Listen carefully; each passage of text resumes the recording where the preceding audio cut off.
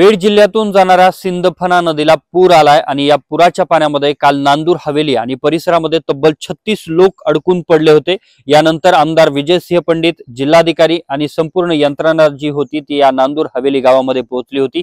मी सध्या नांदूर हवेली गावाच्या परिसरात आहे आणि या ठिकाणी अजूनही पाणी जे आहे ते रस्त्यावरती आहे। मी सध्या रस्त्यावरती उभा आहे आणि हा जो संपूर्ण परिसर आहे तो रस्त्याचा परिसर आहे आणि या ठिकाणचे जे झाडं आहेत किंवा जो संपूर्ण परिसर आहे तो अद्यापपर्यंत पाण्याखाली आहे।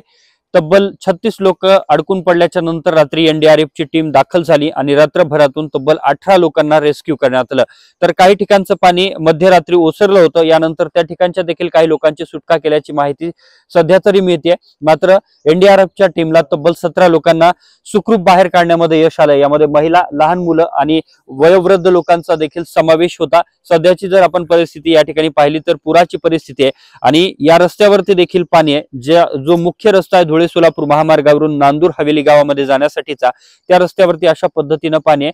समोरून आपण पाहिलं तर या ठिकाणी लोकांना अशा पद्धतीने कसरत करत हा रस्ता पार करावा लागतोय आणि जवळपास 1.5 ते 2 किलोमीटर अंतर लांब या ठिकाणाहून नदीचं पात्र आहे। मात्र नदीचं पात्र सोडून 2 किलोमीटर जवळपास अंतर बाहेर हे पाणी आलेलं आहे आणि अजूनही पाण्याचा जो विसर्ग आहे तो या ठिकाणाहून होतोय आणि पाण्याचा फ्लो जो आहे तो अजूनही जास्त प्रमाणात आहे। मात्र सध्या तरी एनडीआरएफ टीमला 18 लोकांना सुखरूप बाहेर काढण्यामध्ये यश आल्यानं या ठिकाणची परिस्थिती जी आहे ती आता कुठेतरी सुधारताना पाहायला मिळते। कॅमेरामन प्रमोद रोमनसह मी अशोक काळकुटे, TV9 मराठी, बीड।